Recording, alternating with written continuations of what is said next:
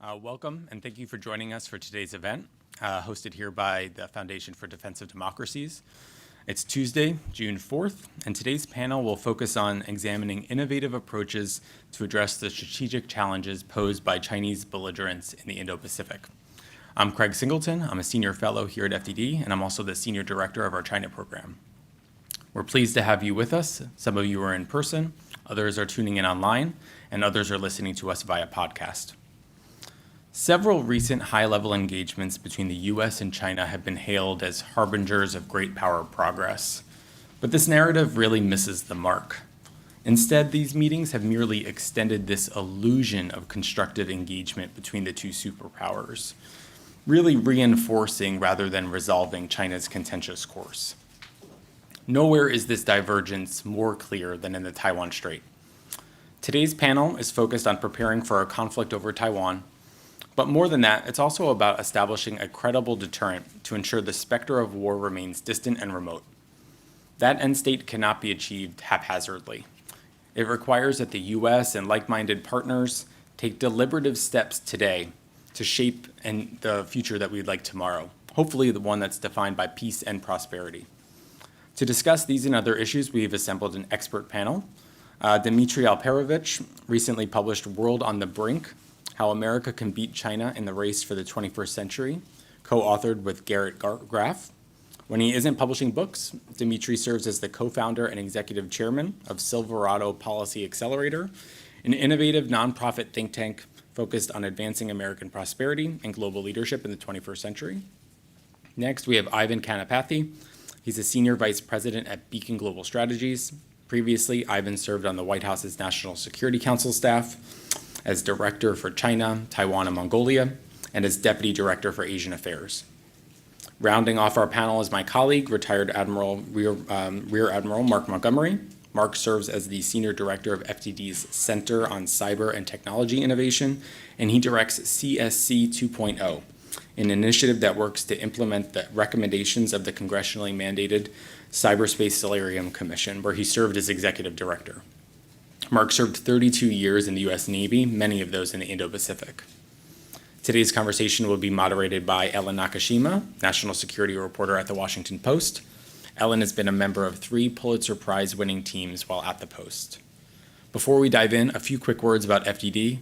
For more than 20 years, FDD has operated as a fiercely independent, nonpartisan research institute focused exclusively on foreign policy and national security. As a point of pride and principle, we do not accept foreign government funding. For more on our work, please log into fdd.org and follow us on X at FDD. That's enough for me. Ellen, it's over to you.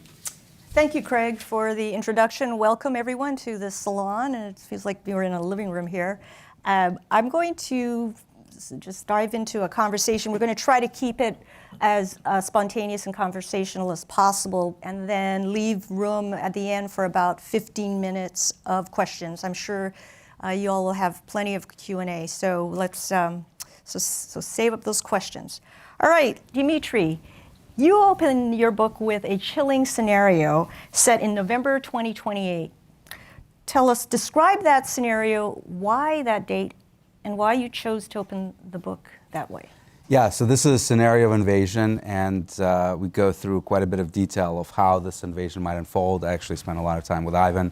We were in Taiwan together last year, walking the terrain and thinking through how this could you could do this. And this is a hellish place to invade. I can't think of a worse place to invade than Taiwan. To be clear, we're talking about the Chinese invasion. Chinese, right? Right, of Taiwan. But it's interesting to do this event this week because, of course, it's the 80th anniversary of another amphibious invasion of Normandy, but also the 80th anniversary of a planned invasion that never took place, which was the U.S. invasion of Taiwan, the so-called Operation Causeway that was developed in 1944. And it's interesting comparing and contrasting the two because Normandy, of course, there were 160,000 Allied troops that landed on the beaches of Normandy, and a lot of the logistical support was done by these mulberry ports that were built to support bringing logistics, armor, etc., onto the Normandy beaches. One of them was actually destroyed very shortly after the invasion due to stormy weather, and we've seen how deck that we built in Gaza, lasted about 5 days before it floated away. While Taiwan waters, Taiwan Strait waters, are incredibly rough. I couldn't even imagine building something like that in that environment, very shallow waters, very stormy, a lot of fog. The scenario kind of breaks some of the conventional wisdom that this would be sort of a Normandy 2.0 invasion of the beaches, sort of a Saving Private Ryan Chinese edition. And indeed, the Operation Causeway, the planned invasion of Taiwan, when you contrast it with Normandy, was really interesting because it was not a beach invasion that the US was planning. It was a port invasion that they believed they absolutely needed to bring in the huge numbers of forces that would be required to take that island at that time, right? So 160,000 to invade Normandy. They planned for 450,000 of the US troops to invade Taiwan. Part of the challenge that they had is that at the time, the Taiwanese island, the island of Formosa it was called at the time, did not have many port facilities. And the key port was really in the south, the plan to take. And then the plan called for spending months fighting upward towards Taipei across that island against Japanese resistance, facing rivers, bridges, etc. Very, very difficult, which was ultimately why it was abandoned and we invaded Okinawa. Well, my plan also calls for a port operation against the port, but luckily for the Chinese, unfortunately for the Taiwanese, they now have another option, which is the port of Taipei that the Taiwanese helpfully built in the last 12 years. It was commissioned, I think, in 2012. That is facing the Taiwan Strait, that leads straight into Taipei. The scenario that we developed calls for an amphibious assault ships, the so-called Yushin class Type 75 ships that can carry about 800 troops each, and more importantly, dozens of helicopters that can do. You think that's the likeliest I think so, because if you don't take the port of Taipei, you can't unload at least 500,000, probably more troops that you're going to need to conquer this island of 23 million people. And the Yushin class ships can carry dozens of Z-8 and Z-20 helicopters, the troop-carrying helicopters, Z-10 attack gunship helicopters that you need to do an air assault on both the port facility as well as the airfields that you want to take, both in the center of Taipei as well as the international airport. And tell us, but you tee up the big question about whether or not the U.S. is going to step in and defend Taiwan. You open the book that way, you don't answer the question. Why did you choose to open your book that way? Well, I think that is the fundamental question, and the rest of the book really talks about the importance of Taiwan, both to China and to us, why it is more strategically important than most other places in the world, and why I believe it is worth fighting for, in a way that we have ruled out, of course, fighting for Ukraine and sending American troops there. Taiwan, I believe, is critical to containment of China, to preventing them from dominating Asia, where you have 50% of the world's GDP almost, most of the supply chains, most of the economic growth. You lose Taiwan, you lose East Asia, and you give Chinese a platform for global power projection that I think would be a disaster for America. So you're essentially trying to make the case that the U.S. has to step in and that Taiwan has to be prepared to make... I do. I think that if Taiwan falls, it will be the end of the American century. And we have to make sure that the most important thing is to deter the invasion, right? There are three scenarios here. The Goldilocks scenario is the Chinese never try. That's what we should strive for. If they try and lose, or if they try and win, I mean, obviously it's better if they lose, but it'll be a disaster, both in terms of lives lost, infrastructure destroyed, global depression, and the like. And finally, why did you choose November 13th, 2028? So I do believe that the opening the window for launching invasion starts in 2028. I think it could potentially close in 2032, potentially the end of Xi Jinping's reign. He's going to be 79 in 2032, may not necessarily get another term at that point. Also, health reasons may play a role as well. But in 2028, you get past his reelection, his likely reelection in the Chinese Party Congress in 27. He kind of has his hands free at that point to look at his last term, potentially last term in power, and to try to do this. 28 is also an interesting year because there's a lot of distraction for us and the Taiwanese. There's a Taiwanese election, legislative and presidential, in January, potential inauguration of a new president in May. You have the Los Angeles Olympics that summer that are going to be distracting for us, so we're going to be paying attention to nothing but that. And then, of course, the November election for us, where it's now clear that neither President Biden nor President Trump, regardless of who wins in November, is going to be president at that point. Potential for a lame duck administration, national security folks leaving the government. And by the way, if you have a lame duck administration, the decision to defend Taiwan is big enough as it is.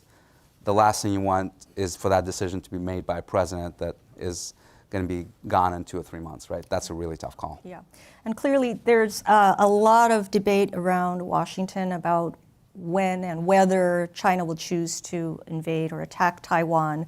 And the CIA director has made clear that that intelligence says that Xi Jinping has directed or ordered the PLA to be ready to invade Taiwan by force and take it by force if necessary, but not that it necessarily will do so in 2027. And the Secretary of Defense, top defense officials have often said, look, we don't think it's imminent. So the big question is, between now and whenever they might choose to invade, can the U.S. build up enough deterrent force posture to deter an attack? Can Taiwan be in place?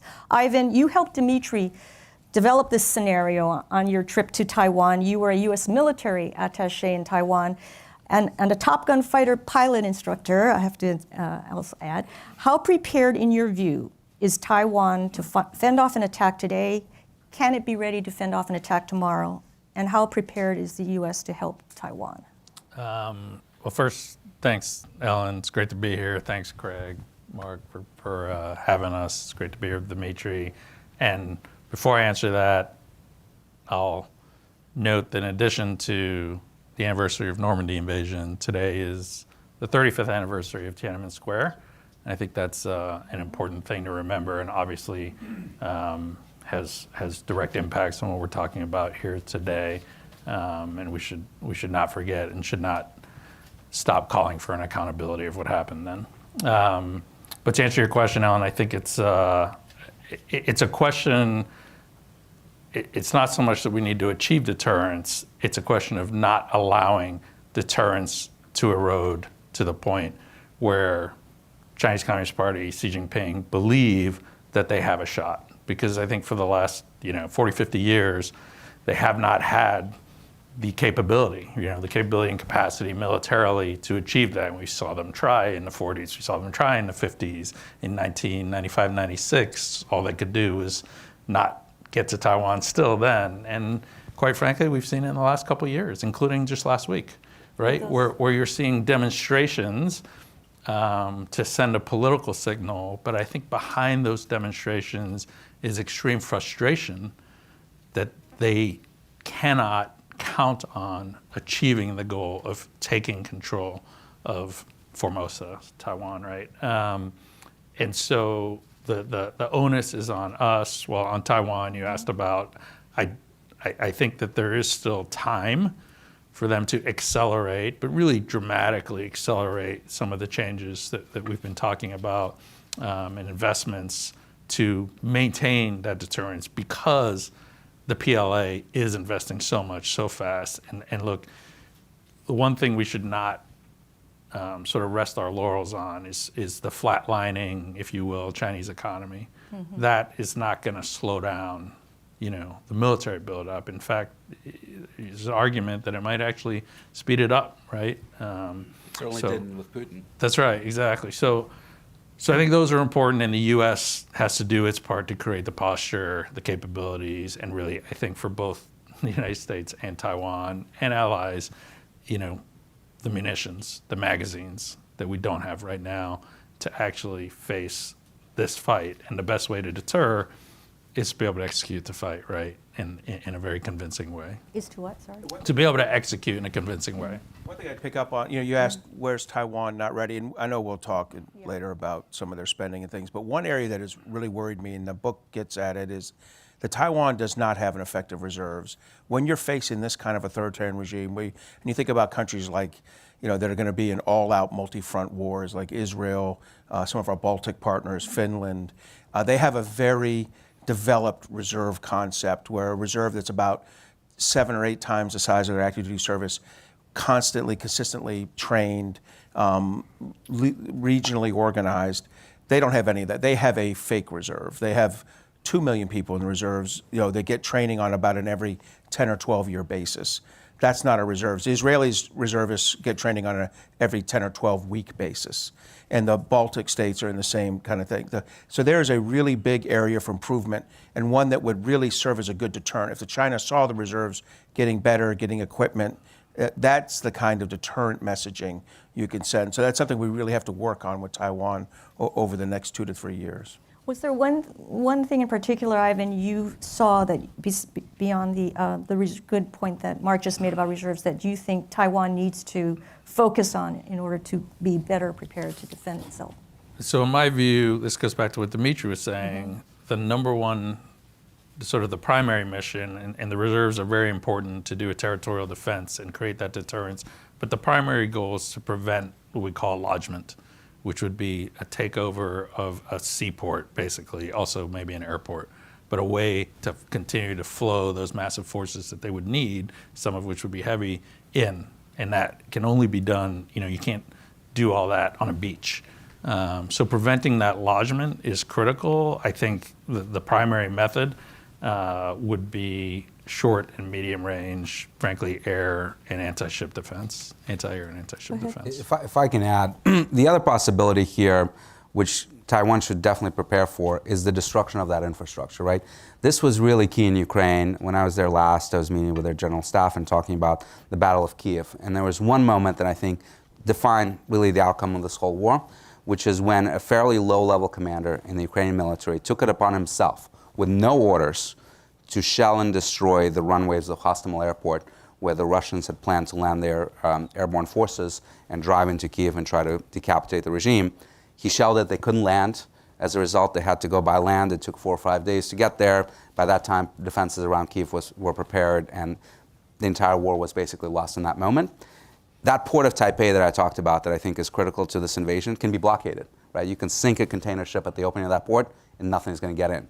The river that is also really important in my scenario that is right next to that port, that you can have these air-cushioned LCAC boats that can go down that river in about 10 minutes and be in the heart of the government district of Taipei to do an assault on the presidential palace and the Ministry of National Defense and other key facilities, can be blockaded, right? The airfields can be destroyed, but that is really valuable infrastructure. That port, the Taiwanese have spent billions of dollars building.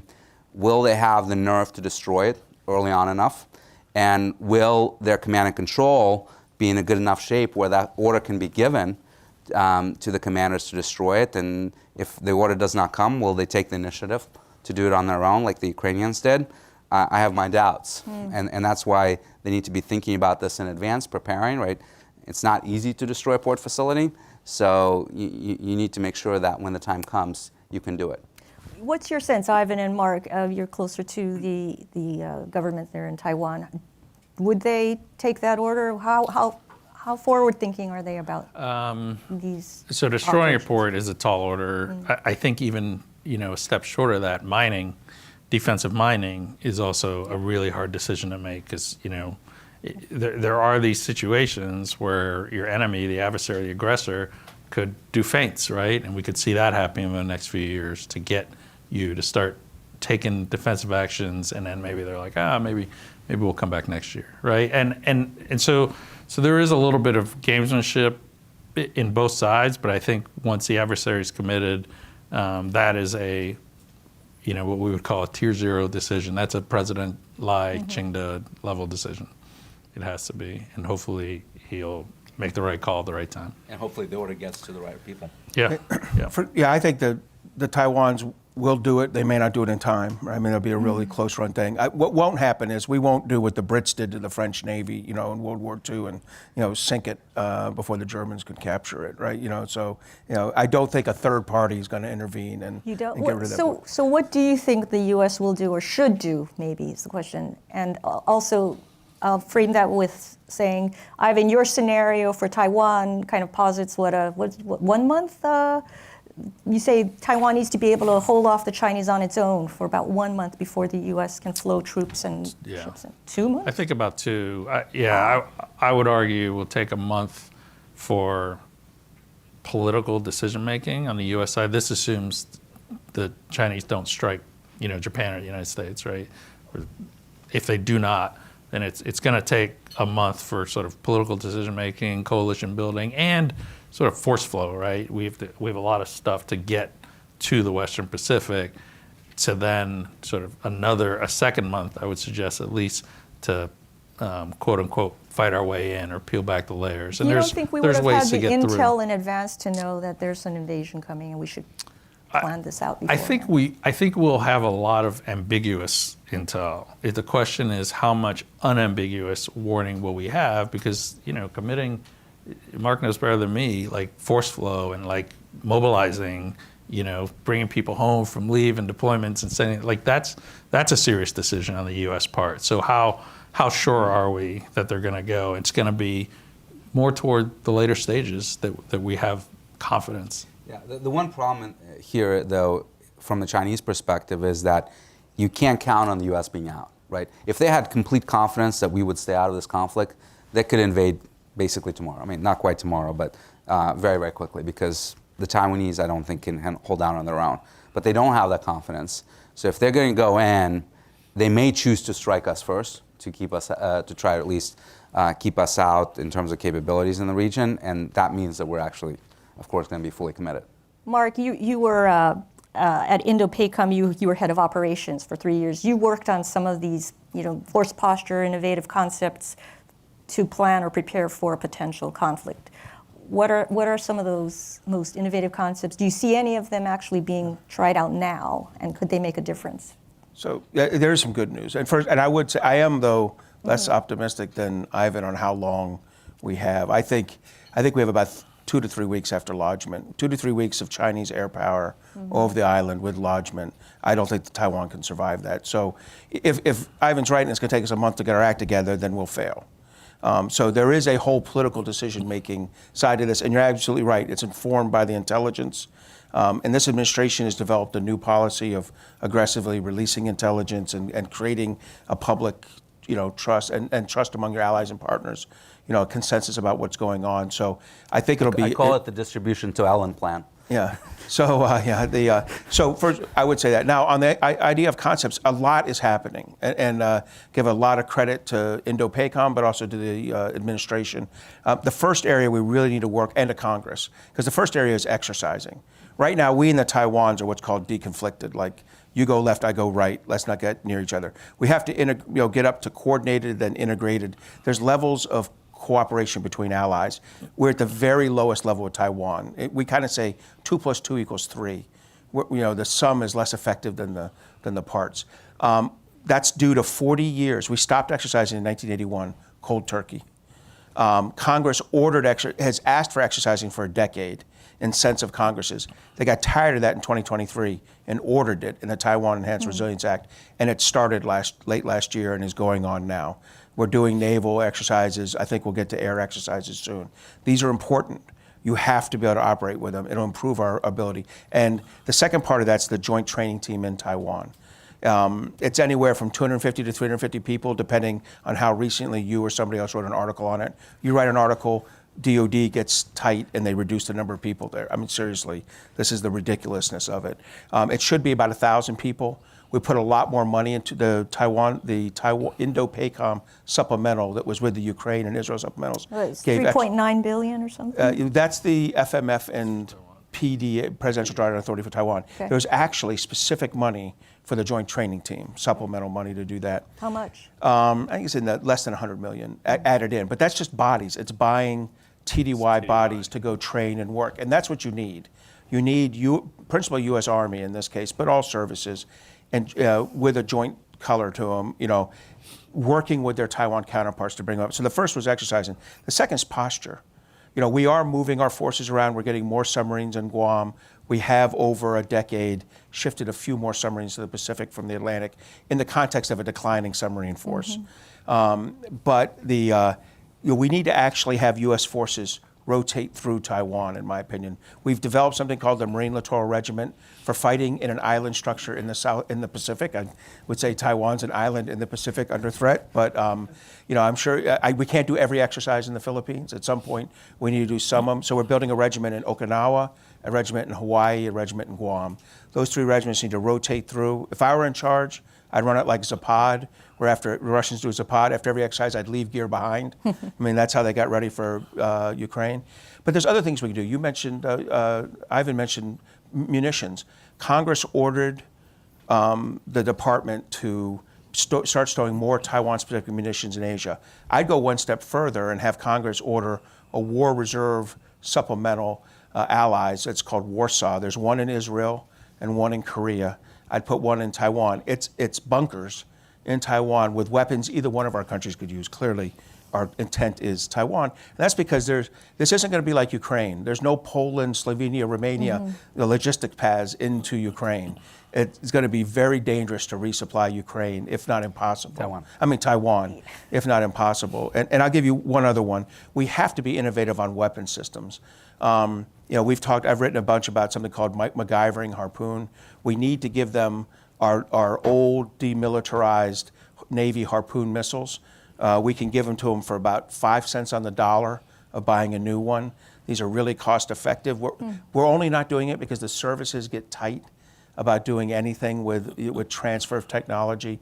But we have to work. Taiwan's either an ally or a partner, or they're not. And so we have to do that. There's other weapon systems we could talk about later. But I mean, there are concepts coming. But the big ones are these operational concepts of exercising and posturing and pre-positioning. Should the U.S. be giving Taiwan more assistance, or should Taiwan, a fairly wealthy partner, be spending more on its own defense? As some people say, some say it should be spending 10% of GDP. I think, I've disagreed with the Bridge on a lot on this. I think that's one that even Bridge might think was a bridge too far. Look, democracies spend, even democracies under threat. So Republic of Korea, 3.3%. Israel, 5.5%. Ukraine before the war, 3%. The United States, 3.2%. The idea that, and Taiwan was low, they were 1.5. They've raised it to 2.5%.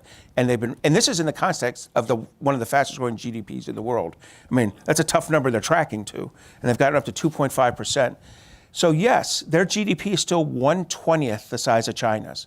They are not going to be able to handle China on their own. Us giving what might end up being, 1.5 billion of the 1.9 of the 2 billion in FMF, so about 1.5 billion in FMF and 1.9 billion in Presidential Drawdown Authority. That 3.4 is still less than we give Israel in a peacetime year. As an aside, I find the comparisons of military spending to GDP completely ridiculous, whether it's here in Taiwan or anywhere else, because it has no bearing on budgets, of course. And by the way, GDP can go down in recessions. Does that mean you cut military spending, right? I mean, it just doesn't make a whole lot of sense. You can talk about percentage of overall budget potentially for your military spending, but comparison to GDP, I just don't find helpful. So, Dmitri, some, including Taiwan's deputy foreign minister, have argued that China is more likely to try to blockade Taiwan. We talked a little bit about this earlier, but they think it's the tactic that China will take is more to blockade it than to invade it, to take it without a fight, outright. What do you think? Yeah, I have a piece coming out this week in War on the Rocks that looks at this in detail. Look, I believe that if China were to take Taiwan, the only path is a full-scale invasion. All this stuff about gray zone tactics, blockades, half measures in terms of customs and immigration, attempts to curtail trade with Taiwan or flow of people, is not going to work because, first of all, there's no historical precedent for it. You can look at, in the last 100 years, not even countries that have experienced sieges, but cities. Like the siege of Leningrad, 2 years of Nazis starving that city to death, basically. Almost 1.1 million people have died, did not surrender. Or more recently, in the 1990s, the siege of Sarajevo, 4.5 years, 65,000 casualties, did not surrender. the idea that a country of 23 million people that, by the way, knows what's going to happen if they surrender. The Chinese are pretty clear about this. Re-education camps, they can look at Xinjiang to see if they like that experience or not. They know the stakes. So the idea that they would surrender, I think, is just nonsense. And by the way, most people don't appreciate this. Taiwan is a lot more self-sufficient than most people give it credit to. A lot of people quote that they import a lot of food. They do. So do we, right? It doesn't mean that you can't be self-sufficient. So yes, the number one food import for them is actually beef from the United States. Well, you can survive without, Angus well-done steak or rare, whatever your preference is. They have a lot of fish. They produce a lot of rice, vegetables, pineapples. They're not going to be starving to death. They import a lot of energy. That's true. About 98% of their energy is imported, although that's changing because they're investing a lot in solar. They have offshore wind farms. They have hydro. They have some nuclear, although they're trying to decommission it. But the point is, they're not going to be completely without energy. And also, unlike Ukraine, it's a tropical climate. No one's going to be freezing to death there, right? So economically, things will certainly be quite terrible, but it will be nowhere near what it's like in Ukraine right now, potentially during the winter. And the Ukrainians are not surrendering. Why would the Taiwanese surrender? And more importantly, if you game it out, the first thing I would do if I'm Taiwan is declare independence if I'm being blockaded. And the first thing I would do if I'm the United States that wants to break this blockade, because, by the way, the impact to our economy would be huge because we're so reliant on Taiwanese chips and the like and microelectronics, is tell the Chinese that unless they drop this blockade in 24 hours, we're recognizing Taiwan's independence, right? So if you're China, if you're doing this blockade, what you're going to end up with is a change to the status quo where Taiwan is independent, U.S. and maybe other allies recognize that independence, and you're nowhere close to taking that island. And by the way, finally, if this was so easy and this was so assured, they would have done it already because they can blockade it today. Why haven't they done so? Ivan, what do you think about the Taiwan? I've written on this too, and I think that the gray zone up to and including a blockade is not a smart move if you're Xi Jinping, right?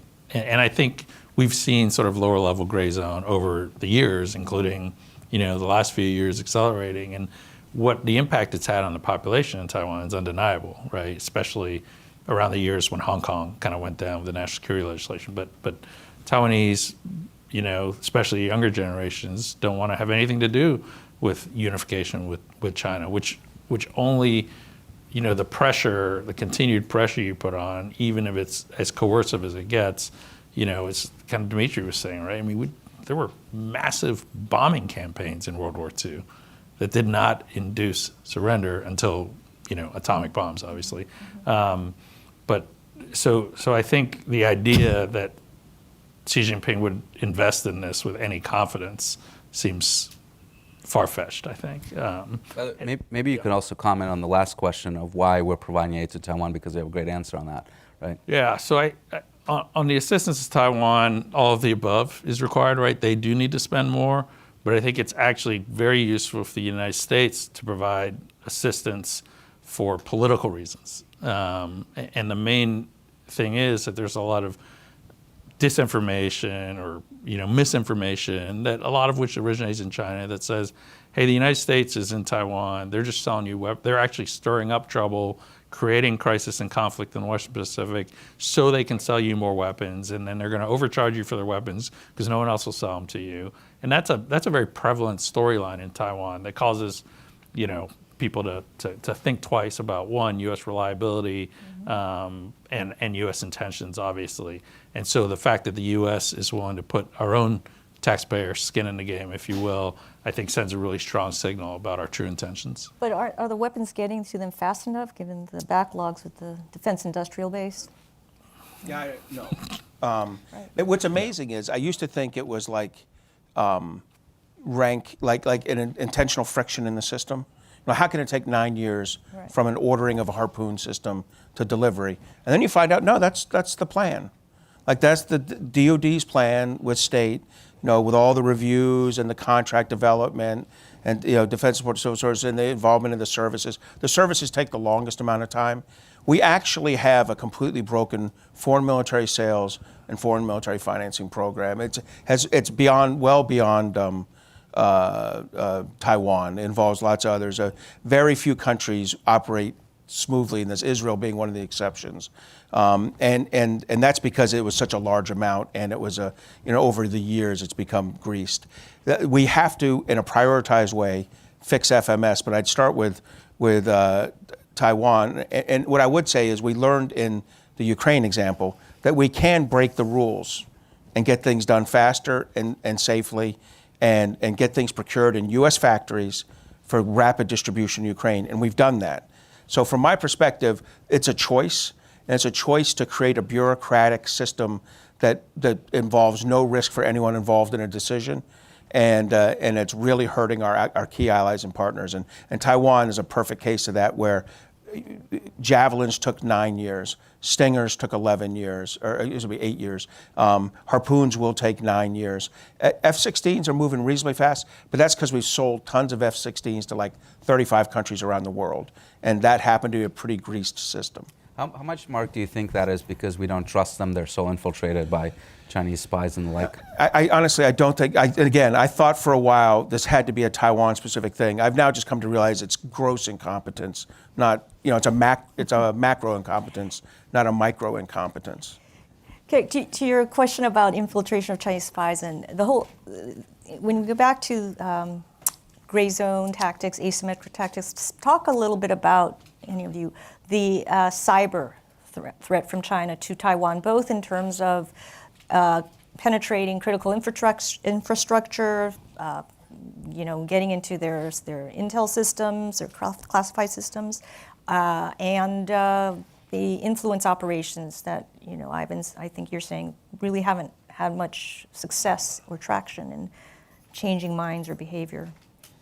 Yeah, I think it's really interesting. The Chinese will have a really interesting dilemma on their hands if they go. And cyber can play either a significant role or no role whatsoever. Because the critical decision point for them would be, do you cut off the cables, right? And turn Taiwan totally dark because they're so reliant on submarine cables for internet access.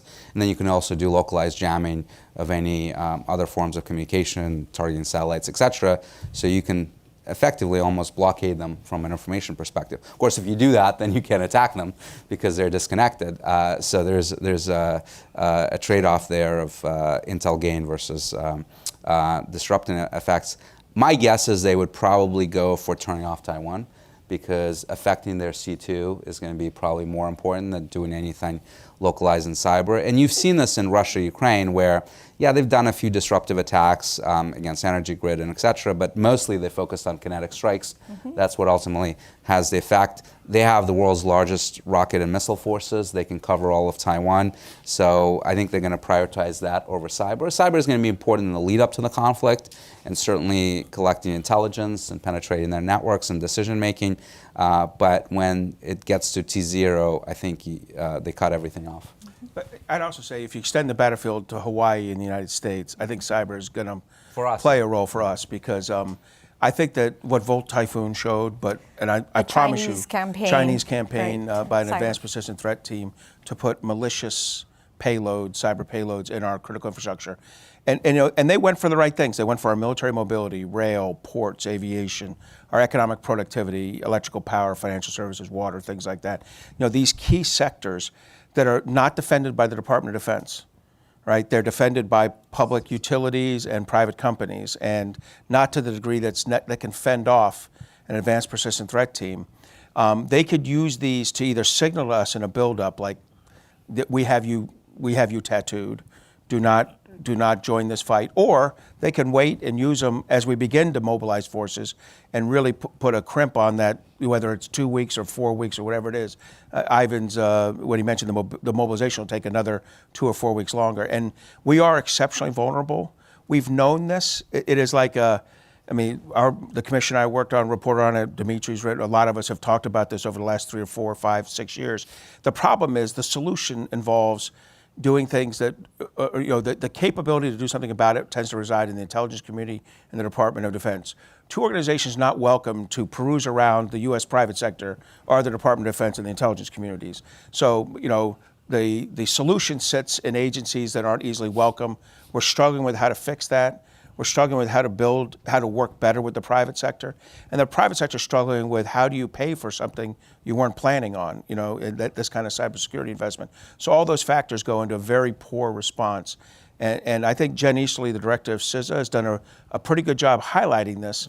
But the reality is we have not moved the bar far on solving the problem right now. And so I do worry about it. I do think that operational preparation of the environment, that's what kind of the term of art would be, is also occurring in Taiwan. But like Dmitri said, if you cut if you cut the cables, then the Chinese can't take advantage of all the payloads they load. I mean, they're going to have an interesting conundrum, but I do think Taiwan's going to be in a lot of trouble. We'll leave one cable.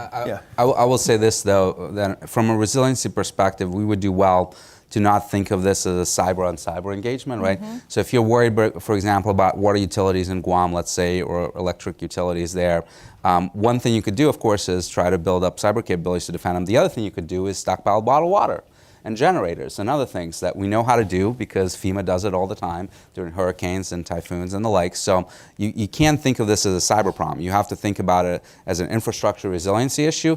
And when you step out of the cyber domain, turns out you have a lot of options and we actually know how to do things. So bring in FEMA into this discussion. Don't just have CISA alone try to manage it. Can I ask a step back question here? Some of you have been in government off and on over the years, and at least 3 different administrations now have tried to undertake a pivot or a tilt or whatever it is, rebalancing towards Asia.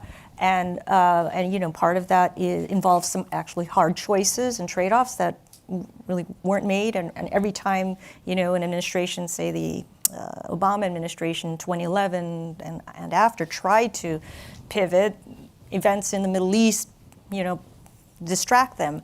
But just recently, the former head of Indo-PACOM, Admiral Aquilino, put in his, was it a $13 billion unfunded priorities list, the highest ever? Do you think the U.S. government has now actually clearly signaled it is ready to change? It's putting money up against this priority, or where do they stand in this, shift, pivot, or whatever you want to call it, leaning tilt toward Asia? What do they need to do? Let me just quickly answer. I don't think so, because you have to start with defining the problem for the American public, which we have not done. As I argue in the book, we are unquestionably in a Cold War II with China.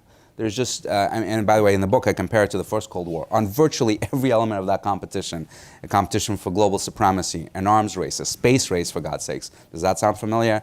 Economic warfare, spy war, you name it. It's identical to the first Cold War. But the administration is not willing to say that. In fact, you have President Biden saying that we don't want to be in a Cold War. Well, that sounds really strange to me, because if you're in a bar fight, you either decide to fight or you decide to surrender, but you don't have another choice, right? And I don't think we want to surrender. So you have to define it that we're in a Cold War. And then a lot of these policy debates get resolved very quickly, because you're in a conflict and you know that you need to do things quickly, and you know that other considerations like economics, for example, or a debate about cooperation on issues like fentanyl or whatever, which the Chinese are not helping us anyway, kind of fall by the wayside, because you know that the Cold War is the most important thing, right? And we haven't done that. And without that clear definition that drives both the policy process as well as the American public, I don't think you're going to get there. Another way of putting that is the administration likes to talk about managing competition, and as Matt Pottinger and Mike Gallagher in their Foreign Affairs piece recently said, the U.S. ought not to manage the competition but win it. I think you agree with them. What do you think winning the competition looks like or should look like? What are the... Yeah, this is where I probably disagree with Matt and Mike, even though they're friends and I respect them greatly. But they sort of define victory as the end of the CCP, which I think is going a step too far. There's nothing we can do to affect the CCP, in my mind. And to be honest with you, I don't know about how everyone else feels, but I'm kind of done with the regime change adventures, particularly with China. I don't think that's smart to do at all. And you don't want to create this existential conflict on their side where they think that their power is at stake. I'm perfectly content with containing China and making sure that we are the predominant economic power both globally and in the region. And that's enough of a victory for me. To make sure that we have the military advantage, the economic advantage, that they don't dominate Asia by taking Taiwan. If we manage to deter that invasion, if we manage to contain them, I think their trajectory over the course of the rest of the century is not great at all. They have so many problems on the economic front, on the demographic front. We have every advantage. If we just wait them out, we can win this Cold War like we won the first one. So I don't think we have to go down the path of regime change. Hey, can I loop back on the pivot real quick? Sure. Because I think the important thing I say is I think the Obama administration had beautiful rhetoric on the pivot to the Pacific, but the truth was the resources aren't there. The way you judge our national security policy, particularly our Department of Defense policy, is by resources. So in the 2012 to 2017 timeframe, we were providing about $60 to $100 billion a year in overseas contingency operations money to the Middle East to fight those wars. Starting after the invasion of Ukraine, in 2014 we thought it up, but by about 2016 we had in place the European Deterrence Initiative, which put anywhere from 15 to 24 billion a year and directed money towards the things the EUCOM commander thought he needed, just like the OCO were the things the CENTCOM commander thought the Iraq and Afghanistan commanders needed. When we've never had a Pacific Deterrence Initiative. In fact, when we would ask for the money for OCO money to be used in the Pacific, both the Biden and Trump administration shut us down. Right, that was not an option. Now, in fairness to the Biden administration, the OCO had almost expired, but the Trump and Obama administrations definitely never provided it. And I remember Bob Work, who's a smart Deputy Secretary of Defense, saying very explicitly, not PACOM. Well, the problem with that is, if it's your priority, if you're pivoting to it and you put no extra resources against it. And what we've done is, in the Pacific Deterrence Initiative, which I worked for Senator McCain, who really started this process off, we've said we've had it for 8 or 9 years. But most years, what it was we listed all the things we were already buying for the Pacific. One year, the Biden administration announced, we're buying a destroyer and 12 F-35s for the Pacific. You got to be kidding me. I mean, that's not a Pacific Deterrence Initiative. So you really have to actually put a Bishop's Fund, an explicit thing that gets at the Indo-PACOM commanders' requirements. Services compete for that money to provide something new and necessary for the Indo-PACOM commander to win. Until we actually do that, because that $13 billion is unfunded. Until we actually do that, put resources against it, we haven't really pivoted to the Pacific. Ivan.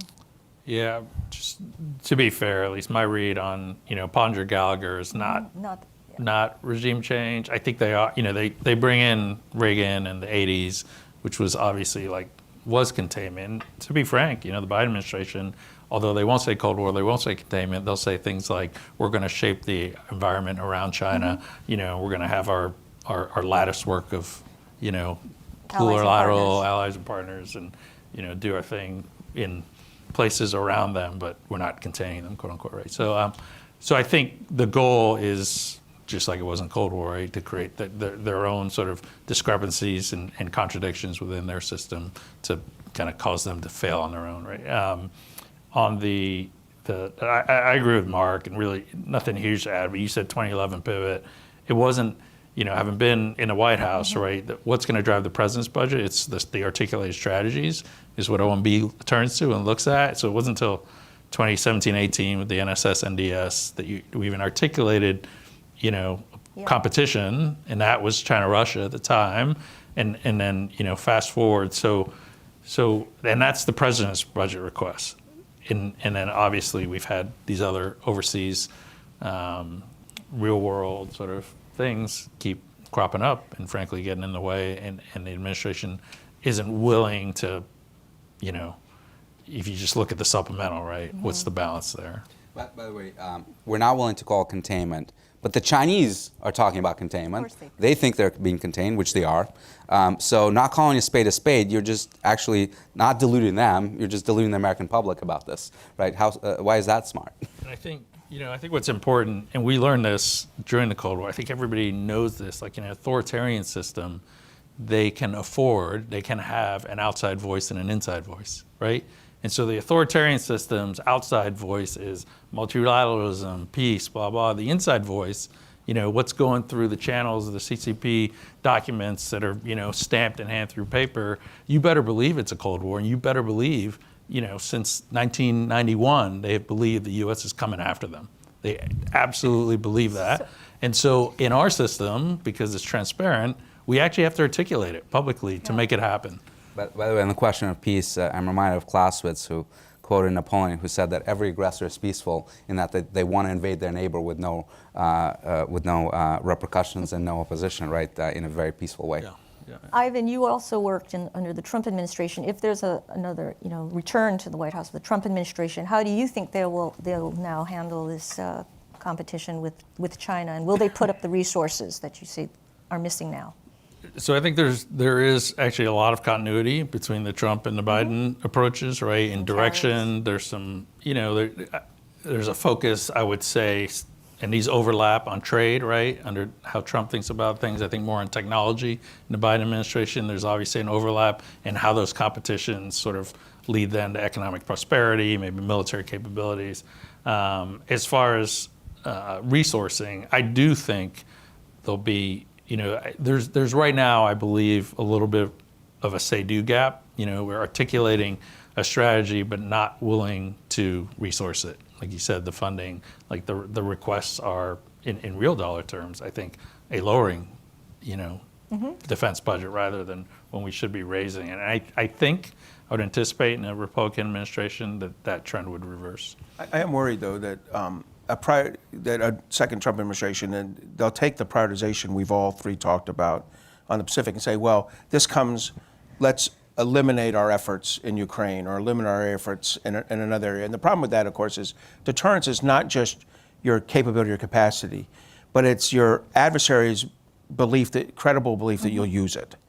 And if we already have a bad example in Afghanistan where we hightailed it without even talking to our allies and partners, if we were to stop supporting Ukraine and remove, in order to save $40 or $50 billion a year, which is peanuts in our budget and is doing significant damage to the Russian army, it would be a bad signal to our allies and partners that we are not we're not someone you can credibly rely on, even to Japan and Taiwan, because you have to look at this and go, well, what's it take to drop us?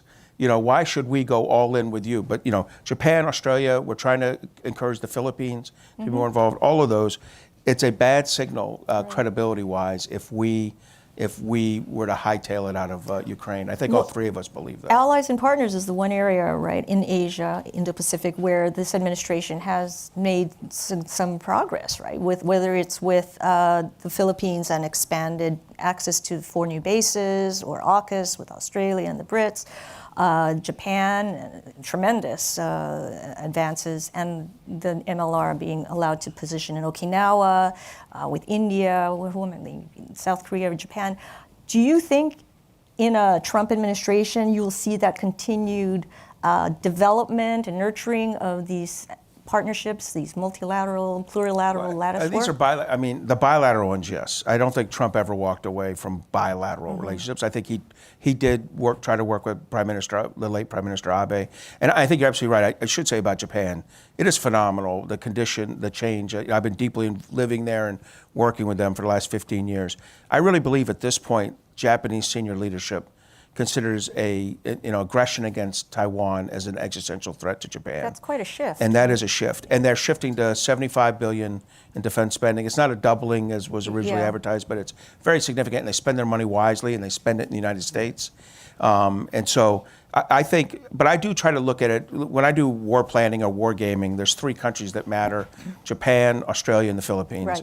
Right. Japan, we just mentioned. Australia, again, I don't think President Trump would damage the Australian relationship. I think he'd continue to develop it. And then the Philippines, I think that we've done a good job. But the changes we've had there and Trump's struggles there were based more on the Philippine leadership of Duterte, not this. I think both Biden and Trump would get along with the Marcos regime. The problem we would face, and I applaud the administration for building a great relationship with the Philippines, getting access to their military bases for the first time in over 30 years. But here's the dilemma that they're going to face, and frankly Japan as well. If I were China, the first thing I would do is I would tell the Philippines and Japanese that if a single missile is fired at us from your shores, Manila and Tokyo are going to get hit, right? And that's a really tough proposition for these governments, particularly the Philippines, right? When you start thinking about the impact to your own population. We need their permission, of course, to fire from there. And with Japan, we will probably get there. With the Philippines, I'm much less certain. Yeah, when we describe it militarily, you describe, do you have access and do you have support? The access is, can I fly out of your country, do these? I think we'll have Japan and Australia, even with those threats. Philippines, you're right, we could lose that access, and that would matter, but not, I don't think it's determinative. The support means I'm flying alongside you. And the irony, of course, we can switch that dilemma with the Chinese. The minute the Japanese start to allow us to fly and strike from their country, we either create the world's largest aircraft carrier, the island of Japan, and the islands of Japan, or they strike it, in which case we just had a second 7th Fleet, much bigger than our 5th Air Force out there, a really competent warfighters and an intelligence apparatus that can support us. I mean, the Japanese entering on our side is a strategic dilemma the Chinese don't want to deal with. So we flipped the dilemma very quickly the minute Japan says yes, because China won't strike because they'll be afraid of the Japanese entering. On the other hand, we then have an unfettered aircraft carrier. Okay. In a few minutes we have left before I open it up to questions, I'd like to have maybe Ivan tell us what your analysis is of the recent elections in Taiwan with Lai Ching-te and the DPP, the Democratic People's Party's loss of control of the legislature. How does all of that together affect Beijing's calculus? Yeah, so it's a great question. What's happened, obviously, we sort of have a third DPP term now with Lai in the executive branch. It's the vice president, just inaugurated, 10 days ago or whatever it was, 2 weeks ago. He's keeping a lot of the same national security team, right, shifting them around a little bit. But basically, so I expect a lot of continuity. I think his inauguration speech, while, Beijing viewed it as provocative, was not breaking any new ground. And so in that sense, I think well within the bounds of what he had said in the campaign and what his predecessor had said. They lost the majority in the LY, and so for the first 2 terms they had that. So we're in sort of a situation we haven't been in like 20 years in Taiwan, where the executive and the legislative branch are not on the same sheet. There's a lot of things happening in the legislature recently that would cause concern. And it haven't been resolved yet. And so we're, I think, going to watch things unfold in the next weeks and months and see just how sort of stymied the legislature is. And they're similar to our system where resourcing is going to come from the legislative branch, right? The budgets and things like that. And that could really have some impacts here in the next couple of years if they can't get through there. I think the United States, will obviously make our preferences known through our AIT out there in Taiwan. And hopefully be able to at least get the important things about national security through the legislature that need to. But at the same time, I think the United States is careful not to involve themselves too much in domestic politics, per se. I would mention that our host, Craig Singleton, has written and discussed extensively that, and this is what worries me the most, this is what President Xi wanted. I mean, 18 months ago, or maybe 8 months ago, he spoke to this issue and said this kind of like bifurcated leadership and, most importantly, the creation of a 3-party system. It undermines, it makes democracy, it makes it harder for a democracy to fight off an authoritarian, to push back on the influence operations. So I really think China has now got 4 years of, pretty aggressive influence operations against all 3 political parties to try to manipulate and get the signals they want, but basically to make Taiwan a tough place for democracy to rule. But the one thing that I want to make clear is that KMT and TPP, the opposing parties, are sometimes called as pro-China parties, and I think that's a complete misnomer because they just have a different view of the problem. I don't think anyone in Taiwan is for unification. The polls show about 7% of the population wants unification. 1% actually wants it immediately, another 6% at some point in the future. And by the way, it's not even clear when they're asked what they mean by unification because, of course, the longstanding position of the Taiwanese, they want unification by taking over the mainland, right? Not that the mainland would take over them. But the KMT's position is not that we are for unification with China. It's that, you can debate that position. It's not one that I favor, but it's a legitimate position that the right way to preserve Taiwan's independence is by appeasing China because America is unreliable, won't come to our aid, when we're defenseless, etc. So let's not provoke them, right? But it's not for unification, and that's really, really important. So despite all these divisions, they're not actually getting any closer to their goal of taking it over without use of force. And hence the rhetoric about the Lai Ching-te being the separatist, or the voice of separatism, right? And echoed by his the Chinese defense minister in Shangri-La. Why don't we open it up now to some questions from the audience? Do we have a microphone? Yeah, I have a microphone here. Thank you. Hi, can you hear me? Russell Shell with the Global Taiwan Institute. Thank you very much for the very insightful conversation just now. I know the focus of your discussion and conversation has been on deterrence, and you, I think, quite understandably, all focused on military hard power for deterrence. But what about the other elements and tools that can be leveraged to deter Beijing? I feel like perhaps if we were to be hyper-focused simply on the military dimension of it, we might be missing out on other tools that can really tip the balance. So, for instance, the diplomatic, the informational, the economic component parts of it. Are these not within the sort of toolbox that you think, where maybe they're just not ultimately useful in your regards? But can you speak to really the diplomatic, the informational, and economic components of deterrence in your view of how to actually deter the CCP? Well, I'll start. In the book, I go through a lot of that. Yeah. The military component, I think, is vital. But the problem with deterrence, of course, is that you can't measure it, right? At the end of the day, you're trying to impact the mind of one person, Xi Jinping, right? And you don't know what's going to be enough. And in other areas of deterrence, particularly nuclear, where we've done this, we said we're going to go overkill, right? For example, in nuclear space, we don't say that 400 ICBMs in the American Midwest is sufficient to make everyone think that they can't destroy our nuclear deterrent. We say, no, we're going to invest in submarine-based platforms and with bombers being able to launch nuclear weapons and the like, even though that's incredibly expensive and involved.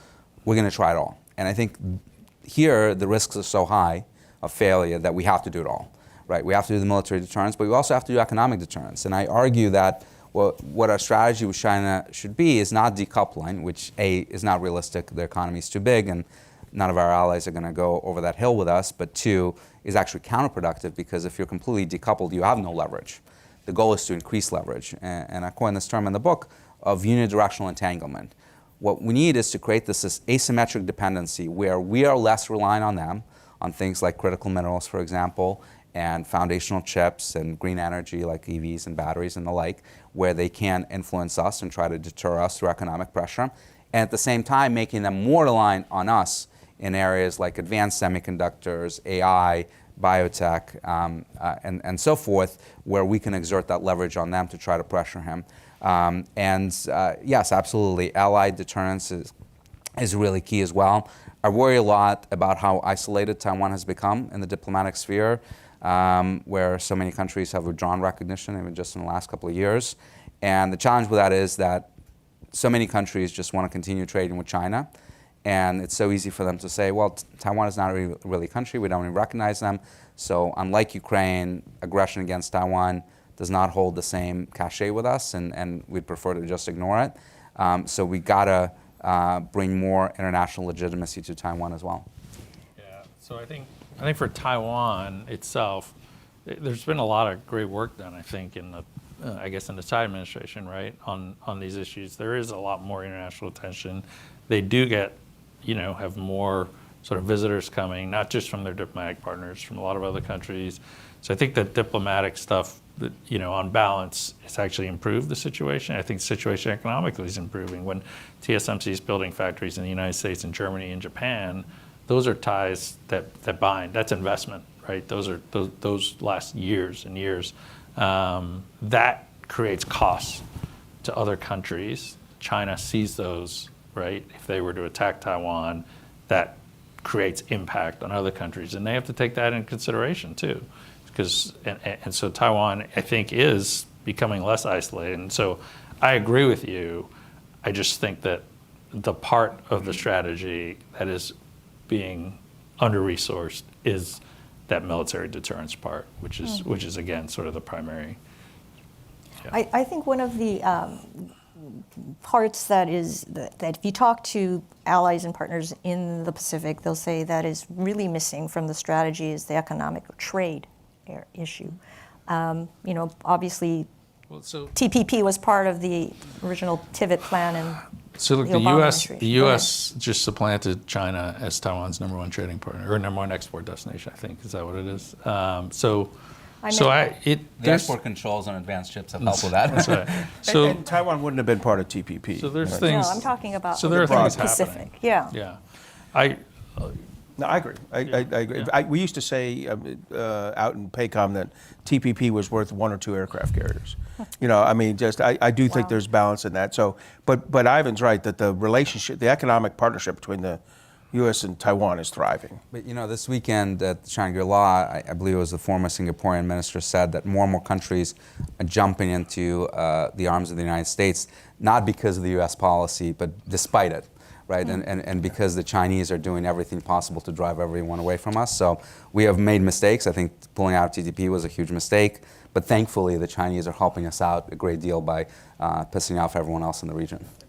I'll give you the Trump administration corollary, which is that TPP can't get through the Congress. It just can't. It couldn't in the Obama administration. We watched it flounder and then ultimately fail.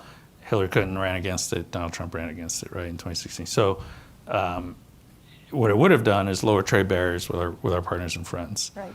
What the Trump administration did instead is raise trade barriers with China.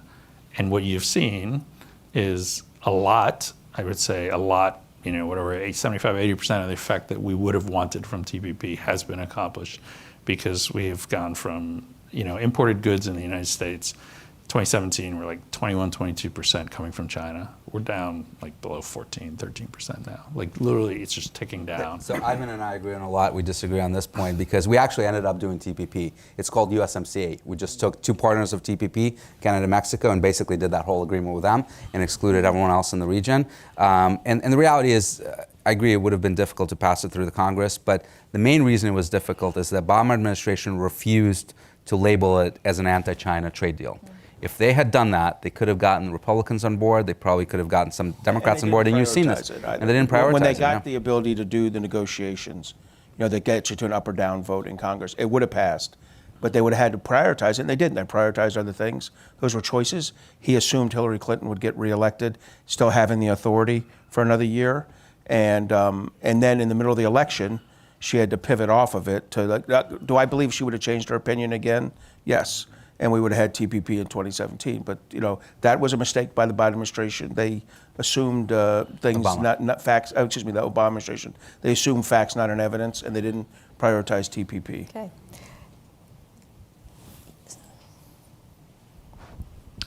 Hi, Dan Walker. I'm honored to work with Mark on occasion at the CCTI. Good to see you. Great discussion. I'm intrigued. China's given a lot of credit for thinking 100 or 1,000 years down the road rather than 5 or 10. Would there be any scenario where they like us focused on the Taiwan issue and actually doing something else instead, like continuing to raid resources in Africa or other? Would there be any advantage to them thinking that way? This vaunted Asian patience, I see no evidence that Xi Jinping has any of it.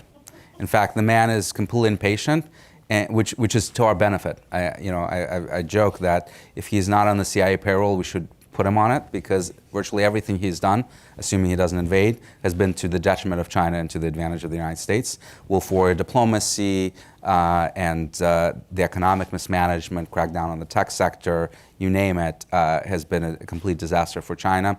So this is a man that's incredibly impatient and I think is very much focused on his own legacy, going down into the pantheon of Chinese history as someone who is greater than Mao, who has done the one thing that Mao could never do, which is, of course, take Taiwan. So I think they're supremely focused on this at Shangri-La this weekend. All they talked about was Taiwan. So I think this is numero uno for him and probably number 2 and 3 as well. Okay. Anyone else? Hey, Matt. Matt here. So real quick, there's a lot of discussion about really important issues involving strategy, tactics, military, cyber.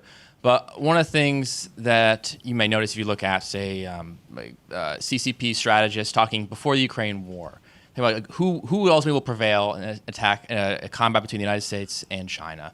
And they say, well, ultimately, what will happen is that the United States will run out of bullets, will run out of missiles, and then we'll outproduce them, just like they outproduced everyone else in World War II, and then we'll win. And we've kind of seen this somewhat coming true in Ukraine and some of the concerns. Do you think there's any real risk to that, or is kind of the erosion of the defense industrial base, our access to minerals, including energetics, overblown? I actually believe that, I mean, the one redeeming feature of the Russian invasion of Ukraine for the United States is the wake-up call on the defense industrial base, and we really have changed. Look at 155. I mean, we've gone from 14,000 rounds a month to we're going to hit 100,000 rounds a month next year. I mean, that's a phenomenal change. The production of long-range anti-ship cruise missiles, the production of AMRAAMs, of standard missiles, and it's not just. Part of it is our production facilities returning to 100% capability capacity, but also with investments from the government. I mean, hidden in the Ukraine assistance, Taiwan assistance, or Indo-PACOM assistance, and Israel assistance packages, each one of them had billions of dollars of U.S. defense industrial base improvements in it. Money that went straight to like building our capacity to build. And we're also doing, for the first time, Congress buckled in a multi-year procurement for munitions. So you can see in all the things that hamstrung our defense industrial base are being reversed. And so I really do feel good. Now look, do we still have systems production, like shipbuilding problems? Do we still have aircraft production? Yes, we do. On the really big stuff, we still have work to do. But the ability, our munitions was our Achilles heel. And it will not be our Achilles heel in 2 to 3 years. And those fixes are decade-long fixes. The problem could happen a decade again from now. Believe me, we've lost the priority in the past. But I actually think, an unintended consequence of the Russian invasion of Ukraine is to make us better for handling any authoritarian. By the way, it's going to help us support Israel if they have a Hezbollah problem a lot faster. I mean, those same systems are all in this. And it's helping us identify things like our one black powder factory in Louisiana blew up. Not a big news story till after we needed a lot of black powder, and we're finding out having to get it, I think, from Brazil. And now we've got our black powder factory up and running, and we're looking at whether we need a secondary one maybe in Canada or the United States to complement it. So I think we're fixing the problem. I am less concerned than I was when I first heard that 5 or 7 years ago, and I knew it to be true. I completely agree with Mark. I'll just say this, though. And we need more of everything, unquestionably, but if we exhaust our missile stocks by sinking the Chinese fleet, I'm okay with that. The one thing that we have to be concerned about is that, if we're expending SM-3s and SM-6s in the Red Sea right now faster than we can build them, that obviously doesn't help. Well, we'd actually decided on our own to stop building SM-3, which is a bigger problem, right? But we also have here's the other thing, is the cost of munitions. What had happened is, as we went to lower and lower numbers, we decided we were okay with exquisite. And that was a mistake. So, I like the long-range anti-ship cruise missile, but it's $3.2 million a pop. I like the Harpoon, but it's $2 to $3 million, depending how you buy it a pop. What I'd like to do is that we do things like buy, cheaper, less likely to get through, guaranteed to get through, but you can fire more of them. Things like a powered JDAM, that you can fire from hundreds of miles away to hit a ship. Is it as likely as the LRADM to hit the ship? No. But at 1/10 the cost, I can fire 3 or 4 of them, and I'll get the hits. But we've got to do that. And what we're seeing in Taiwan, in Ukraine, is that in the very close contact, you can use completely new types of munition delivery vehicles and new types of munitions. And I think you'll see that, significantly impact the Taiwan procurement program over the next 2 to 3 years. So across from the very low cost to getting in that sweet spot of lower cost but can still get at range, because we like to keep our pilots alive. We generally, historically, and as someone with a son in the Navy, I'd like to keep all these guys alive, men and women alive, is hit at distance. So distance at a lower cost is a premium. You're absolutely right. In the Red Sea, we're paying a premium because we don't have that right now. And the Air Force just announced recently that they're going to try to do a program to buy $150,000 long-range cruise missiles from folks like Anduril and others. So, okay, I think we have time for one more. Got anyone wants to take us home? Mm-hmm. If not, can I just say one thing? Yes. So in the book, I end with Latin. I think it might be appropriate to end this event with Latin as well. So As most of you probably know, 2,100 years ago in the Roman Senate, Cato the Elder would end every speech, no matter the topic, with the phrase, Carthago delenda est, Carthage must be destroyed. I end the book with a Latin phrase, sine deterrente sunt, China must be deterred. And I hope that all of you will agree with us that that is a primary focus, that needs to be the primary focus of the United States. Okay. Well, and do you want to tell people how your book, how your scenario ends with? Well, the scenario. No, don't tell The book is right there, You so might check as it well. out. Okay, never mind. It's a quick read, and shouldn't you'll say enjoy it, and I'll okay. sign it for you. All right, I shouldn't have. Thank you very much, everyone. Thanks, Dmitri, Ivan, Mark. Thank you. You good?